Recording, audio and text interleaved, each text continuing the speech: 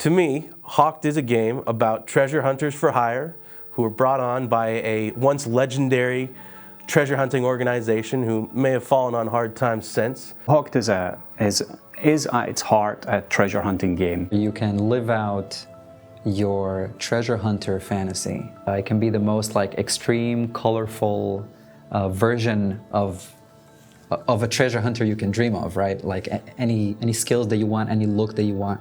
And they can use their own skills as a player to figure out how they want to treasure hunt. You each can have a different style. If I want to be stealthy or the kind of treasure hunter who kicks in a door.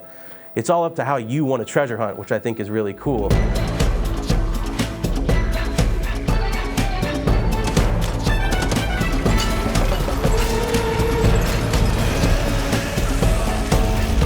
Our creative director and our development director, they've got a lot of adventure in their life. They travel a lot, they go surfing, and so they've always had this love of adventure in movies, even from being youngsters. And so they've always brought this feeling of wanting to go on an expedition into their games, and this is what they wanted to put together. I think we really wanted to think about what treasure hunting would be like in the modern age. You know, usually these stories are told in decades past or from a time that isn't rife with technology, I should say. We really wanted to find out what treasure hunting would be like if technology was able to really aid treasure hunters in their quest. So in the game, you play a renegade and you've been hired by a mysterious corporation called Grail. And your job is to go onto this mysterious island called Exile and steal artifacts from this evil set of monsters called Disciples. And then once you've got the artifact, you've got to escape from the island. And at this point, everybody's going to be coming after you. All the other players are trying to steal the artifact from you, and you have to get back to the extraction point. I think what makes HAWKED very unique is the way we're telling a story in our multiplayer space. With every season, or I should say issue, with every issue that we publish, it is not just a new coat of paint to the player hub or to the world.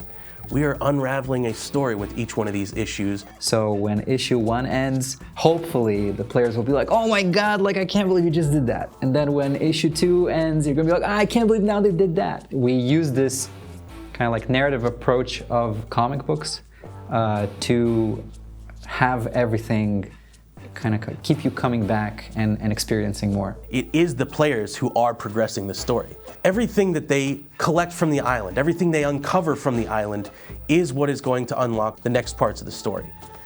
So it's never going to progress without their direct involvement in what they're doing. One of the first things that we had to translate from narrative into art was actually the Rift Wake, which is the hub where the players hang out at. And Henry loved the idea of this being a submarine. I wanted something that could travel with us as these issues progress. As we go from issue to issue, I wanted a player hub that could go with our players or go wherever our story goes next, you know? So that was the point of having a mobile base. And to me, it just kind of made sense to have a submarine because I think submarines are cool. After he had this kind of broad concept of this place existing underwater and containing all these different areas that the players have to hang out in, then you start really thinking about how to actually make it happen. So I'll come to him with the stupidest, silliest thing I can imagine, and he gives it this realization that I didn't think was possible. There are times when even art and the world will influence the way the story is being told. It will make me want to make a change in something we've created because they've had such a good idea that I have to involve it in the story somehow.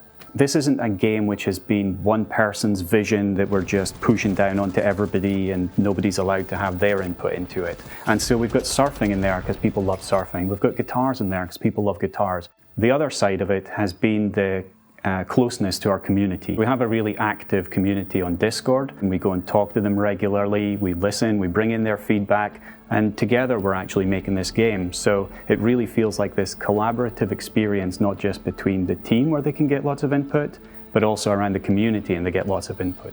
The best thing the players can say about this game is, man, you can really see they enjoyed working on this, because we really did.